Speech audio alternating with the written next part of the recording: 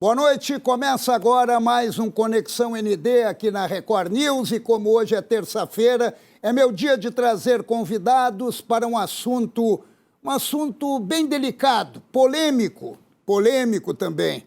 Vamos falar sobre a judicialização na política. Até que ponto a interferência da justiça é importante, é benéfica ou, na verdade, ela é maléfica?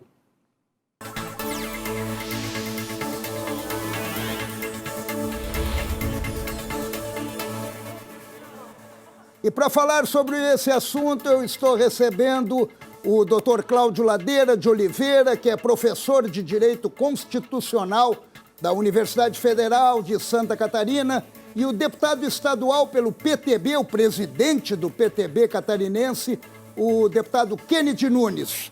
Já agradeço a presença dos senhores por ceder parte da agenda, que eu calculo que seja bem tumultuada, para a gente discutir esse tema que é extremamente importante e fundamental. E eu começo com o senhor, professor, lhe perguntando o seguinte: a justiça está atrapalhando a política? A justiça há mais de 20 anos no Brasil, e basta lembrar aqui as eleições presidenciais de 2002, quando, há poucos meses das eleições, o Poder Judiciário alterou a forma de eleger governadores e celebrar alianças, impondo a verticalização das eleições. A justiça no Brasil, claro que ela pode oferecer, e muitas vezes oferece, decisões benéficas para o processo político.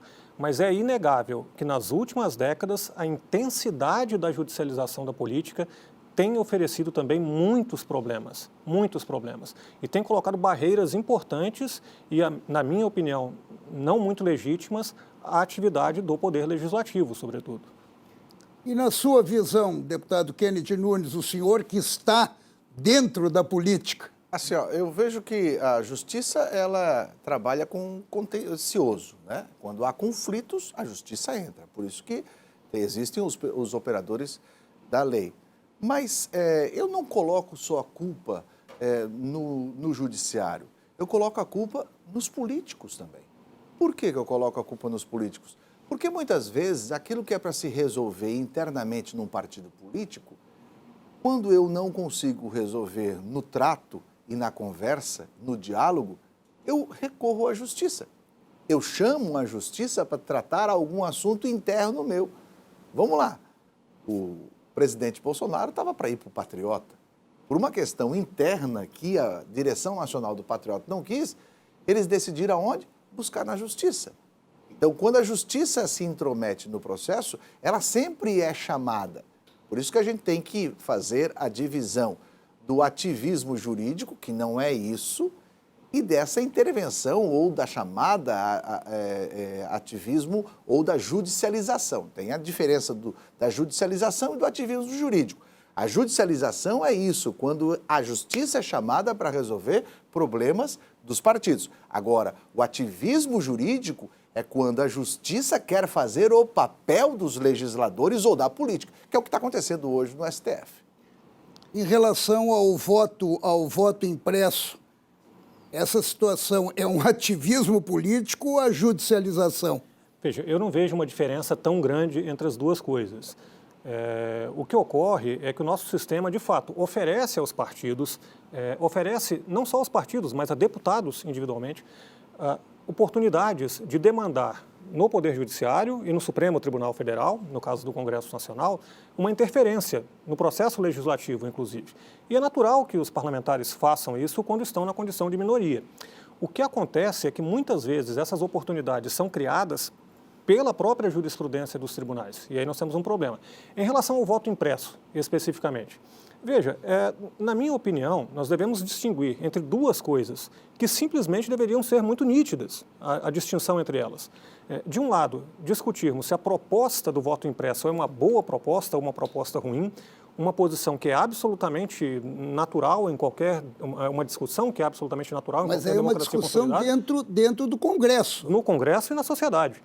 Outra é a discussão, ou deveria ser, sobre a constitucionalidade de uma proposta dessa natureza. Na minha opinião, a proposta em discussão é muito ruim e deveria, na minha opinião, ser derrotada. Agora, nada há de inconstitucional nesse debate. Existem democracias consolidadas mundo afora, nas quais a eleição é exclusivamente por voto em papel. Na minha opinião, é uma péssima opção, mas não há nada de inconstitucional. Lembrando aqui que, recentemente, o próprio tribunal interferiu em decisões dessa natureza, quando o Congresso aprovou lei para tentar organizar o processo eleitoral recorrendo. Mas, professor, o comportamento do ministro Barroso, por exemplo, indo ao Congresso, se reunindo... Isso é ativismo jurídico. Exatamente isso, é um ativismo... Eu acho que isso é ativismo e uma jurídico. interferência maléfica para a política, para o país até. Isso. Veja, eu concordo com apenas com uma observação. De fato, ele foi convidado pelo Congresso e ocupa a posição de presidente do Tribunal Superior Eleitoral. Mas eu concordo que, eu acho que todos deveríamos concordar, independentemente da posição específica. Magistrados, e sobretudo magistrados de cortes superiores, deveriam manter uma posição de muito maior recato. Uma posição muito mais ausente do debate político imediato. Até para serem respeitados. Até para serem respeitados. Olha, se em matéria de jogo de futebol nós vemos com desconfiança juízes que manifestam suas opções futebolísticas, por que não no processo político? Mas, repito, esse problema não é recente. Qualquer um que for analisar, por exemplo, fizer uma pesquisa sobre as eleições de 2006, verá que o ministro Marco Aurélio Mello, à época presidente do Tribunal Superior Eleitoral, ficou famoso à época por suas muitas entrevistas, inclusive se manifestando sobre temas que causavam alguma espécie... Suspeição. Não de suspeição, mas são entrevistas ou são pronunciamentos que tocam em temas politicamente sensíveis. É fundamental que os juízes, como no caso brasileiro, que temos uma justiça eleitoral que é bastante atuante e que já foi capaz de organizar eleições continentais com voto exclusivamente no papel, que é uma justiça reconhecida mundialmente pela sua qualidade técnica, é importante não acrescentar problemas.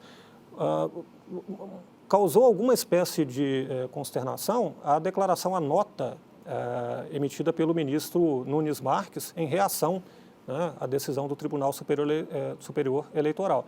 Veja, a nota vai num sentido antagônico ao do ministro Barroso, né? Qual dos dois tem razão? O ideal é que essas notas e pronunciamentos não existissem, o ideal é que o debate fosse travado publicamente de maneira intensa no parlamento e fora dele. Eu acho, Paulo, que todos nós, seres humanos, somos seres políticos. Isso não é... A instituição não é política, mas quem dirige a instituição são seres políticos. Automaticamente, por termos as indicações políticas aos cargos de preenchimento do Supremo Tribunal Federal, por exemplo, já se faz com que a pessoa que entra lá foi indicada por A ou B, mas ele tem algum tipo de influência política ou ideológica sobre esse caso. Mas olha só que interessante, nós temos hoje, a justiça, ela acabou tendo uma antes e um depois das transmissões ao vivo dos julgamentos. Eu sou determinantemente contra juiz se manifestar com a imprensa, e eu sou jornalista. Agora, justiça não fala com a rua, promotor de justiça não fala com a rua, juiz não tem que ouvir rua. Quem tem que ouvir rua é legislativo e executivo. Judiciário tem que ficar exatamente nos autos dos processos. Eu perguntei uma vez para um juiz assim, doutor, o senhor alguma vez se arrependeu de uma decisão que o senhor deu quando chega em casa? Ele falou, não, Kennedy, eu não me arrependi porque eu fiquei nos autos do processo. Mas se o advogado tivesse pego por um outro viés, o resultado seria diferente. Ali eu percebi, o juiz sério fica nos autos do processo. Nós temos que acabar com as transmissões ao vivo dos julgamentos. Nós temos que acabar com a indicação política do Supremo Tribunal Federal. Nós temos que acabar com o cargo vitalício de ministros. Nós precisamos terminar e fazer igual a Corte, a Supercorte, a Suprema Corte dos Estados Unidos, que a Corte só fala uma vez com a imprensa em janeiro, quando todos os seus ministros estão de férias. E você só conhece o ministro quando ele entra ou quando ele morre. Porque são seres quase que colocados num aquário, exatamente intangíveis. A gente não consegue chegar. Quando você vê que o Gilmar Mendes vai passear em Portugal e uma senhora dá de dedo nele num vídeo chamando ele de vagabundo, eu não fico com pena do Gilmar Mendes, não. O Supremo Tribunal Federal se fez assim. Por quê? Porque ele quis competir na lacração com os deputados, com os políticos. E tem volta? Olha, eu concordo com um ponto aqui que foi levantado pelo deputado, concordo integralmente. Inclusive, existem muitos estudos, né, constatando isso, e é fácil de constatar.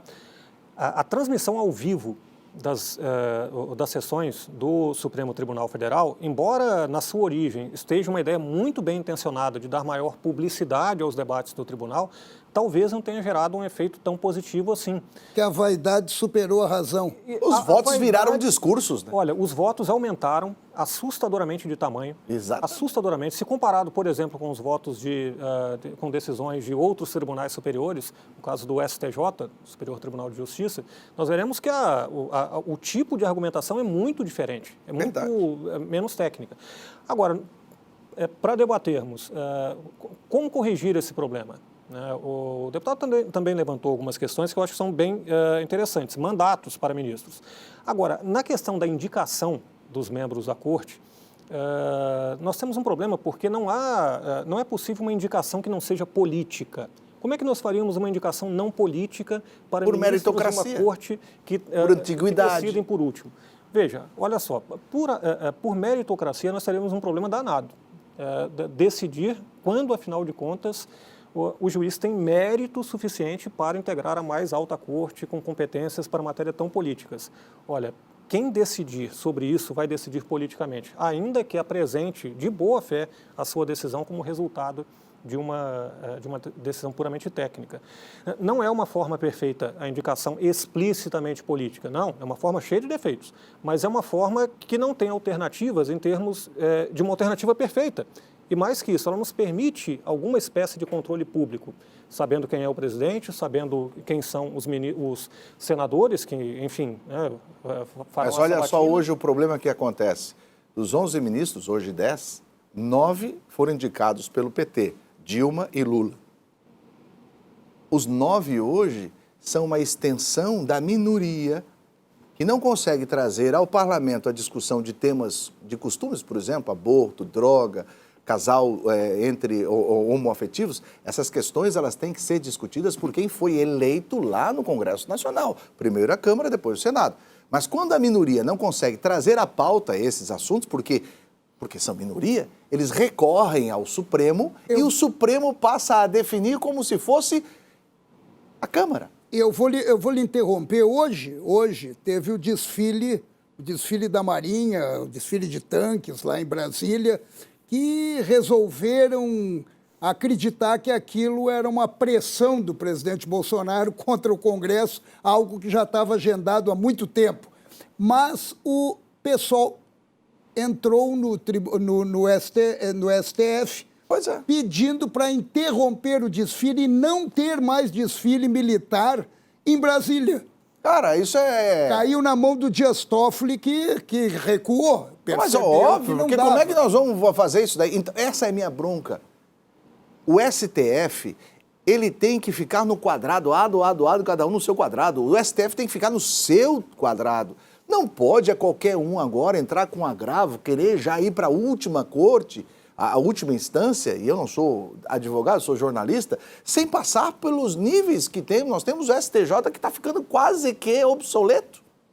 Porque o STF está mandando em tudo. Não se fala mais do STJ, né? Quando um ministro do Supremo Tribunal Federal decidir se vai ter um jogo de futebol no Brasil ou não, são os ministros da Suprema Corte querendo ser juiz de futebol. Isso é demais. Mas eu queria fazer uma colocação, voltando para o que vocês abordaram agora há pouco, sobre a exposição dos ministros do STF. Eu lembro um tempo atrás que se colocava muito que o juiz ficava no alto e a cidade ficava na planície. E ele via todos lá de cima. E daí tinha aqueles que contestavam essa posição do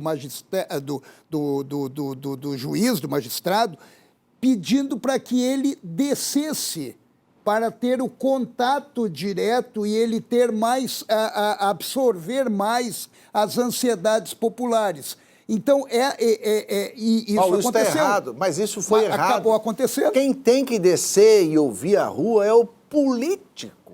O juiz tem que ficar nos autos do processo. Daí eu vou lhe tocar. Ah. O político não está ouvindo as ruas. Ok, mas não é o juiz que vai fazer. Os seus interesses. O juiz foi lá e tomou conta. Não, mas não pode, não pode. A imagem de um juiz fora das ruas, acima das partes, melhor dizendo, não é necessariamente a imagem de um juiz autoritário, insensível ao povo. É a imagem de um juiz que não é parte. E é preciso que as pessoas estejam, que a população em geral, até para manter o respeito às decisões judiciais, é necessário que as pessoas que são parte nos processos não olhem para os juízes e vejam uma parte adversária. Então, o juiz não é parte. Isso deveria ser algo muito normal, muito óbvio. Mas distorceu essa cultura. Distorceu. Sim. Não, a excessiva publicidade, isso não é exclusividade do Brasil, mas sim, no caso brasileiro, dados inúmeros instrumentos que permitem transformar qualquer programa político partidário. Qualquer programa político partidário. Liberais e socialistas, conservadores, social-democrata, pouco importa. Você sempre encontrará facilmente um conjunto de princípios constitucionais e saberá transformar o seu programa partidário em ações judiciais, Paulo, demandando nos tribunais. É tão séria essa questão da exposição dos julgamentos que nos Estados Unidos nenhum julgamento é sequer filmado. Quando se fala, fazem os desenhos. Mas o povo gosta tanto do tribunal que eles fazem programas que parece que são verídicos para tentar acalmar a ansiedade do povo de ver como é que é um julgamento. Então, olha só, a democracia americana e o processo jurídico dos Estados Unidos, como ele é cauteloso para que fique exatamente a justiça naquilo que ela tem que ficar, nos autos entre as partes. Isso é o que tem que fazer. Eu vou fazer o seguinte, eu vou levantar uma pergunta aqui que nós vamos fazer um breve intervalo para que vocês já se preparem e depois me respondam assim que a gente retornar. Até que ponto a nossa Constituição está realmente sendo agredida pelos ministros do Supremo Tribunal Federal? Eu vou fazer um breve intervalo, volto daqui a pouquinho, vocês já perceberam que o assunto é quente, o assunto é polêmico, eu já estou percebendo que o programa é curto para tudo que a gente tem que falar. Mas já voltamos, é rapidinho.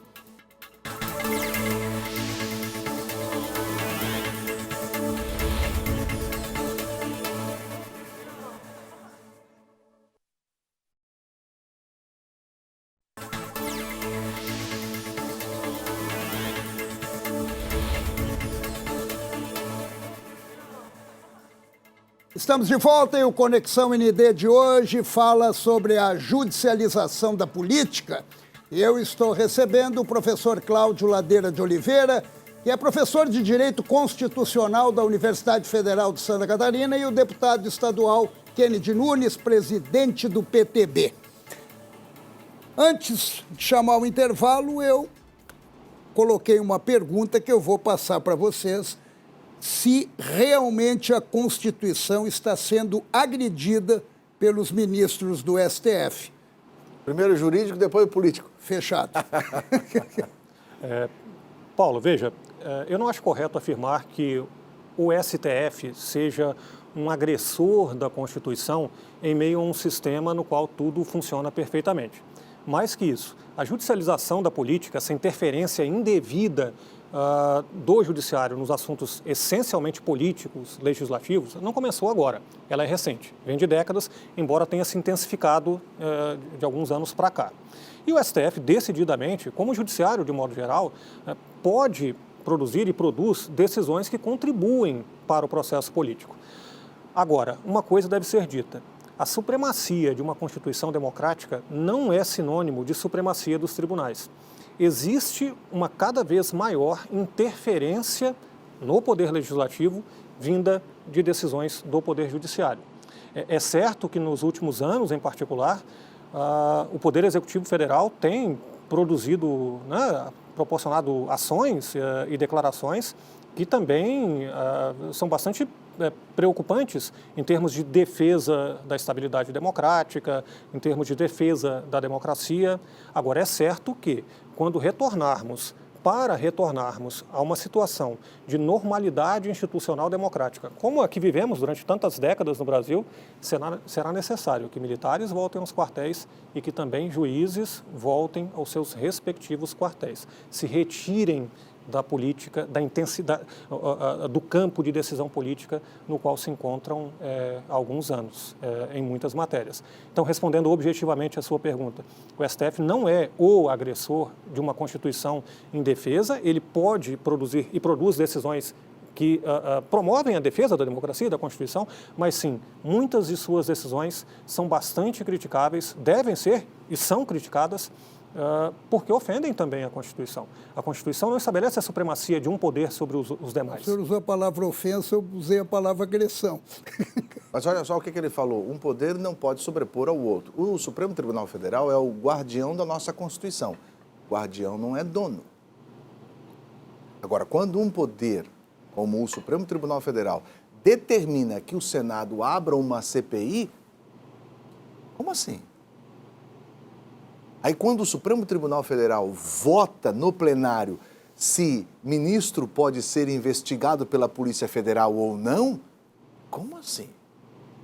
Então, quer dizer que nós temos um clubinho de 11 e que ninguém pode mexer com eles?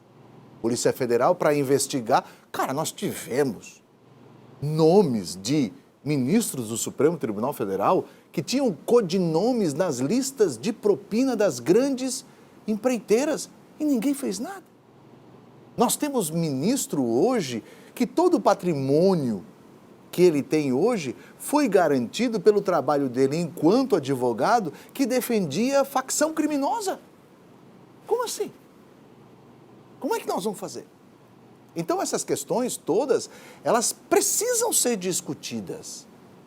Elas discutidas por quem? Por nós, sociedade. Pela sociedade. E eu estou retribuindo algo aqui que a gente ouve ali no boteco da esquina. As pessoas hoje estão sabendo muito mais sobre os 11 ministros do Supremo Tribunal Federal do que o time da seleção. Por quê? Porque viram que a seleção brasileira, o que máximo que pode fazer é uma alegria que dura somente na hora do gol. E uma decisão do Supremo Tribunal Federal pode ferrar a vida de uma nação inteira. Veja, eu não vejo problemas graves em termos pessoais na composição do Supremo Tribunal Federal. Esse não é o maior problema. Particularmente, não duvido de que os ministros possuem as suas convicções, mas estão atuando, no geral, de boa fé. O problema não é pessoal, como não é também no caso do Congresso.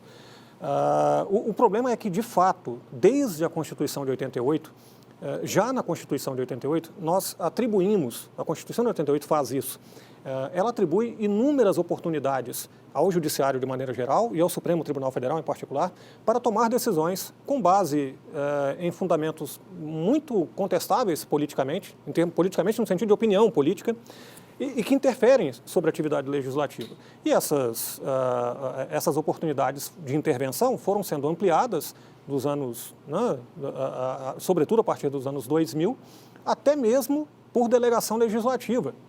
Então, o problema não é pessoal, não é que determinados ministros não são íntegros. Eu, honestamente, não acredito nisso, ou certamente não acredito que exista algum defeito, o nosso tribunal seja defeituoso, mais defeituoso que tribunais mundo afora. Mas, professor, eu vou até fazer uma colocação pegando do deputado Kennedy o que ele falou, que, de repente, as pessoas estão mais focadas no STF do que na seleção brasileira, para fazer aqui uma comparação. Como é que essa população, essas pessoas que estão vendo o STF, vão interpretar a decisão de um ministro que foi indicado pela ex-presidente Dilma, que fez campanha para a ex-presidente Dilma e anulou todas as sentenças do ex-presidente Lula. Por mais que tenha uma explicação legal e por mais que tenha uma sustentação legal, essas pessoas veem nesses ministros suspeição. É compreensível que vejam. É compreensível que veja, embora eu acredite que a decisão foi correta, mas é compreensível que veja. Aqui vale uma máxima muito elementar. Não interessa se você é parlamentar, professor ou jornalista. Se você atua politicamente, no sentido de tomar decisões políticas que afetam a todos, você será visto pelas pessoas como um ator político. Pouco importa o cargo que ocupa. Especificamente em relação aos ministros do Supremo, que foram indicados na gestão dos ex-presidentes Lula e Dilma, veja, por ocasião dos julgamentos do Mensalão, mesmo os ministros indicados pelo ex-presidente Lula e depois pela presidente Dilma, produziram decisões bastante contrárias, muito contrárias aos interesses do Partido dos Trabalhadores. Mudaram tudo agora. Exato, mas veja que especificamente nestes casos das condenações por ocasião da Operação Lava Jato, haviam argumentos, na minha opinião, razoavelmente técnicos em termos de suspeição do magistrado, no caso o Sérgio Moro, que eram bastante convincentes e não se aplicam, nem devem se aplicar exclusivamente ao ex-presidente Lula. Nenhum ex-presidente, nenhum deputado, nenhum professor, nenhum jornalista pode ser julgado por um juiz que é parcial.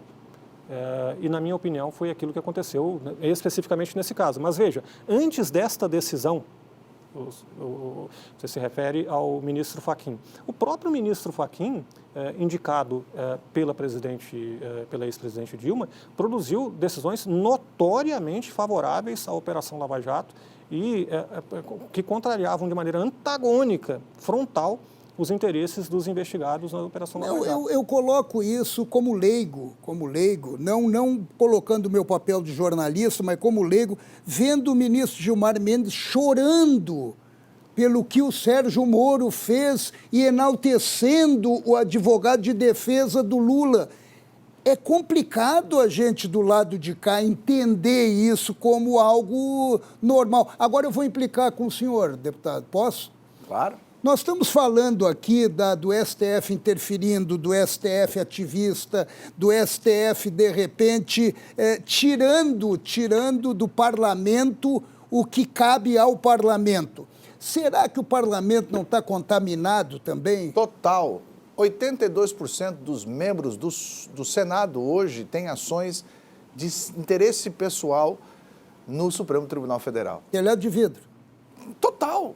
Agora, tu imagina, quando um presidente do Tribunal Superior Eleitoral, o Barroso, vai ao Congresso Nacional conversar com as bancadas para não ter o voto impresso, tem um monte de deputados lá que têm pendengas no TSE, que estão sob júdice. Então, essa prostituição entre a política e o judiciário só tem uma forma de acabar.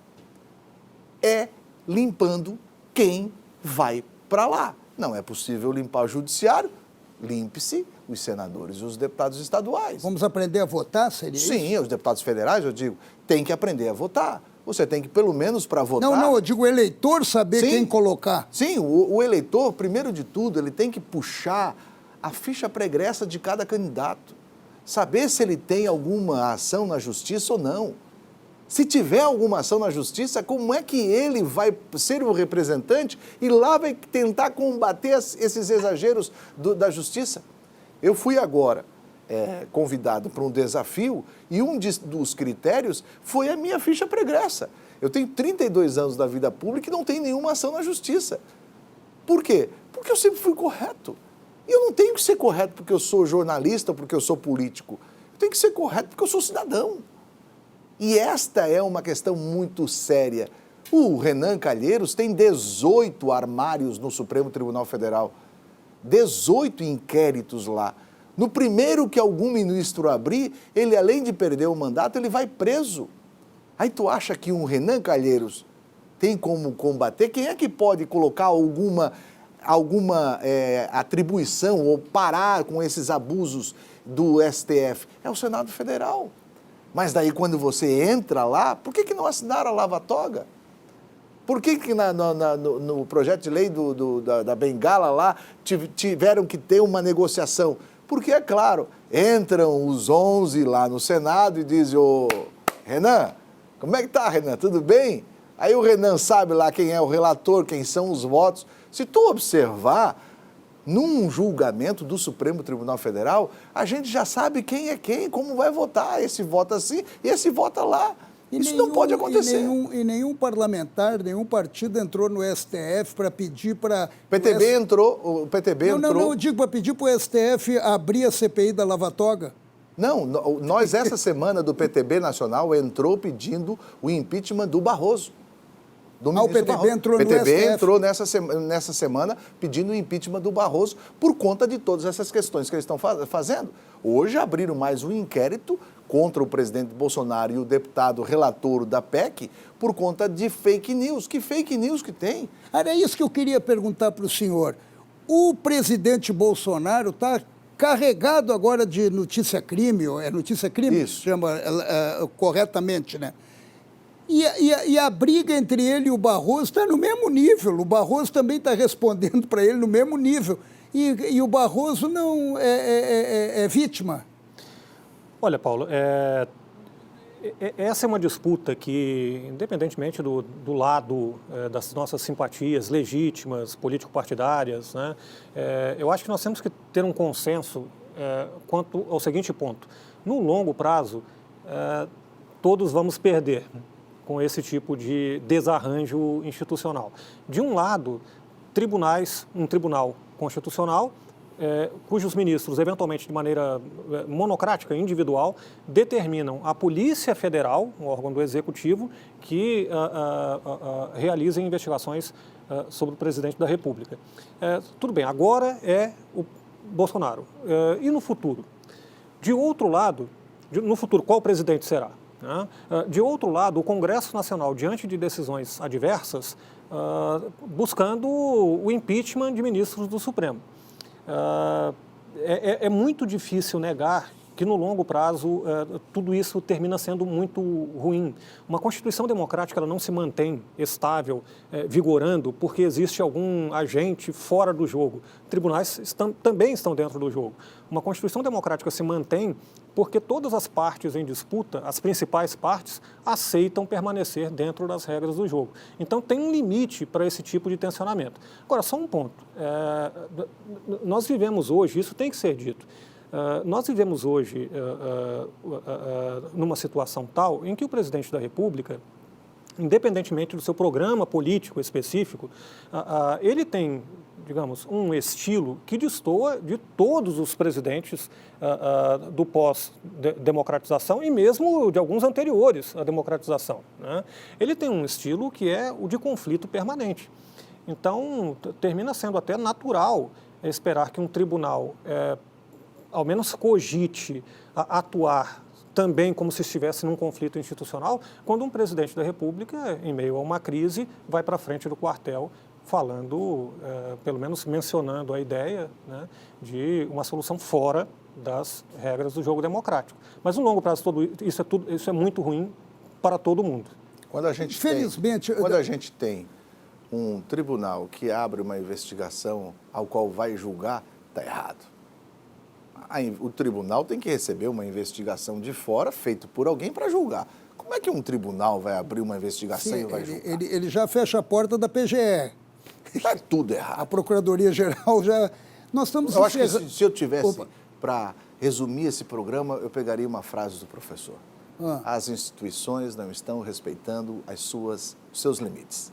O que nós temos hoje? Nós temos todas as instituições faltando ao seu papel principal e querendo intervir na outra. Agora, esse desarranjo institucional, que o senhor também citou e que me chamou a atenção, ele tem que ser resolvido, porque isso está prejudicando o país e chegando a um determinado momento que daí não vai ter mais diálogo e nem conflito. Agora, a única questão que você tem que ver... Aí nós, políticos, temos que ouvir a rua. E a rua fala muito bem o que quer. Ela falou em 2018, na urna também, e tem agora 2022 que ela vai se manifestar. Eu queria, primeiro, lamentar porque eu gostaria de ter mais uma hora de programa, que eu acho que a gente não abordou 20% que nós temos para falar. Agradecer muito ao senhor, professor Ladeira, muito ao senhor, deputado Kennedy, e colocar à disposição aqui para a gente voltar a conversar sobre isso, que eu fiquei lisonjeado com a presença de vocês e tenho certeza que quem nos acompanhou também recebeu muitas informações e está agora refletindo. Muito obrigado e uma boa noite para os senhores. Boa noite. Obrigado, boa noite. Boa noite, obrigado. E terça-feira que vem eu estou de volta com mais um Conexão ND. Beijo.